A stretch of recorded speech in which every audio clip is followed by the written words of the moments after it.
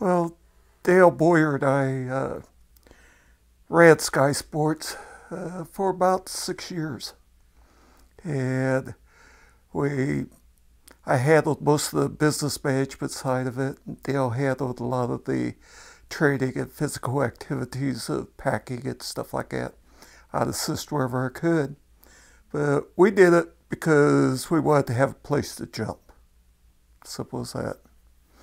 And so we worked with Bill Seed and got the Cessna 207 out and started having some fun.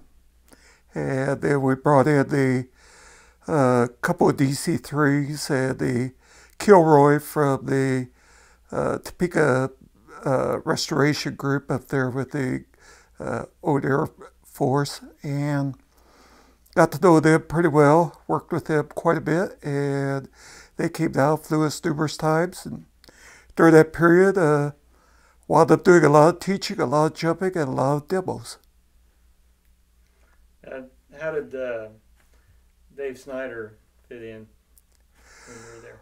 Okay, Dave was the person who started Sky Sports, started it up in Harrington, and they moved it to Hutchinson. And I started skydiving in Harrington.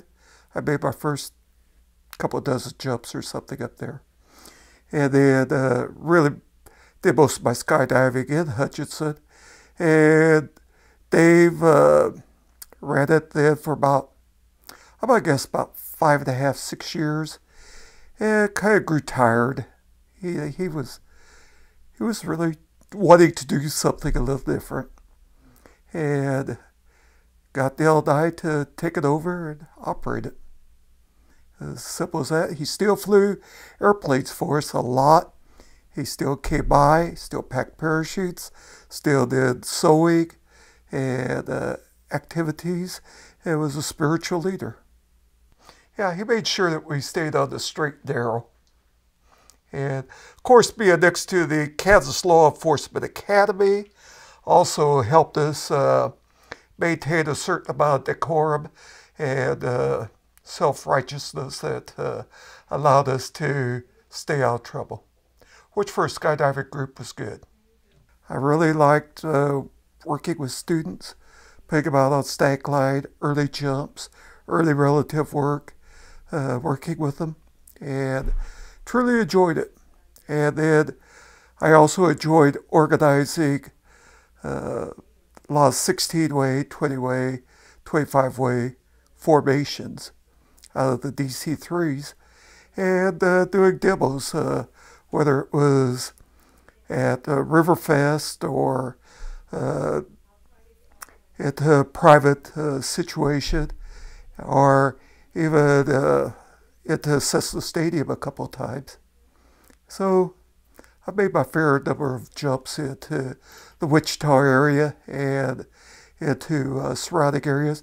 And then I did, I'm going to guess, maybe 24 air shows in Kansas. Anything from the Topeka Air Show to the small ones out in western Kansas, where we had one airplane and 2 or 3 skydivers, and we'd go out, open up the show, and close the show. Bob Wheaton started after Dave had been in Hutch for, I'm going to guess, about a year.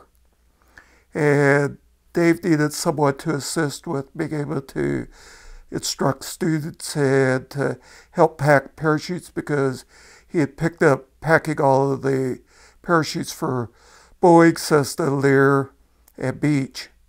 And it was quite an armful to be able to keep up with that, and had a lot of repair business with the other parachute rigs. Plus he was making his own rig at that time and selling it. And so he needed a little bit more ability to have time to work on those things. And Bob came in and filled out the time. And also, ironically, at that time, Dave was just about our only pilot. So he was pulled off a lot, and that really affected the students. So he brought Bob in to be dedicated for the students.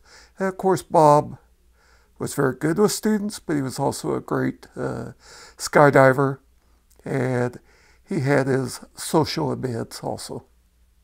Had some great time skydiving. Some of the more memorable experiences of my life. I learned a lot. I learned a lot about myself. I learned a lot about people. I learned a lot about interaction. And I learned a lot about what it means to be a friend. I was in high tech. And toward the end, I wound up working for NCR. And as I got to the end of my career, it was kind of cut short by an injury on my knee. And I was working for NCR, and it was kind of a decision time.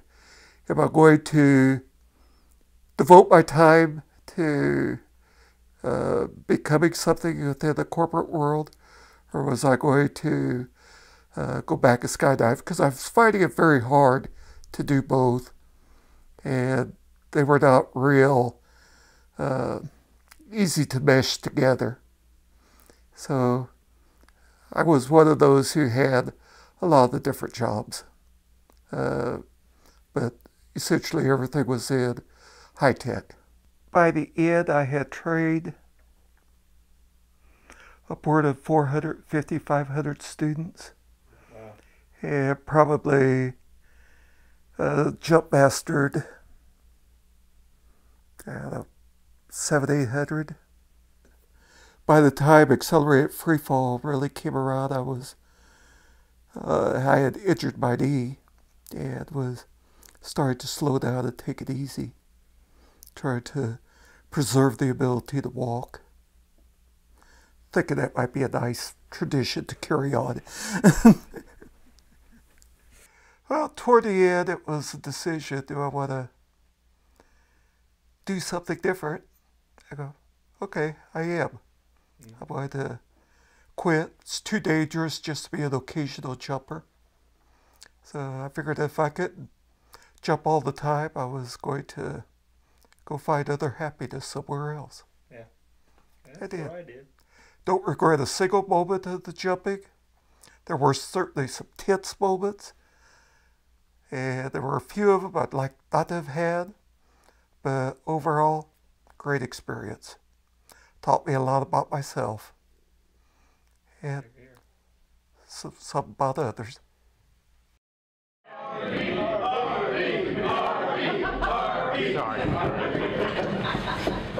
RB. Club safety officer. I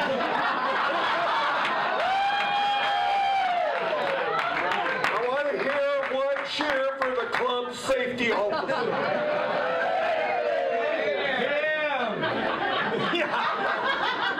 I also want to bring up one quick story that sometimes the best times weren't jumping.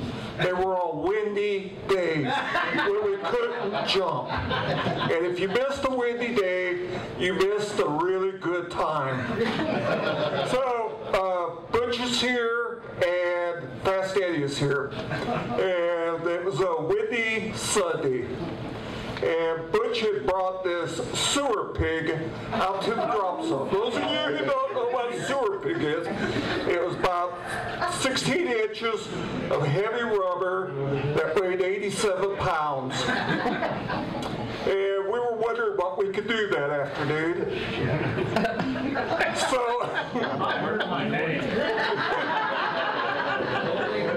well, let's just put it like this. They had had a race the day before. There were all these barrels out there at the drop zone. And we thought we'd go bowling. So we have this combination of a sewer pig, 10 barrels, and an airplane. Well, we put the 10 barrels at the end of the runway. Yeah, the formation of bowling.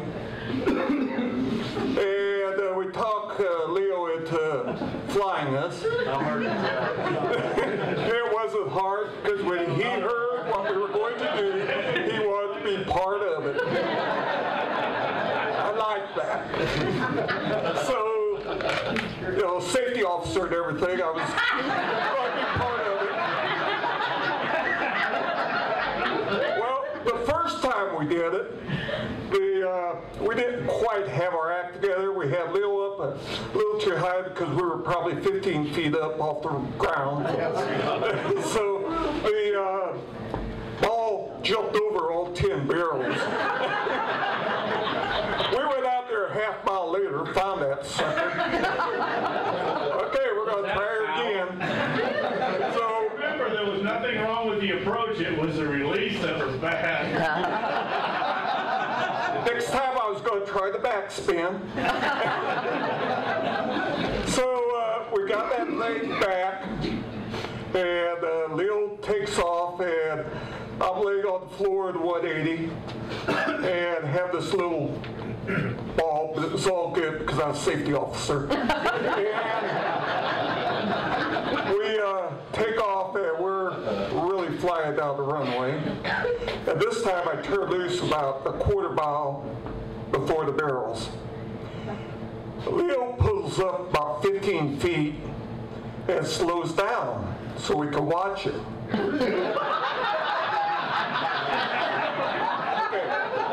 I am not a pilot, and I'm not over the safety of the airplanes. But when that pig hit the lead barrel, and Eddie, you got pictures to validate this. How high do you think the first barrel went? It came real close to the airplane.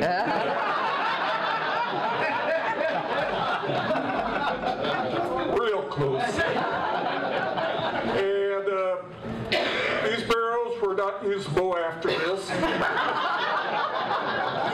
But I recall it was an 8-pin hit.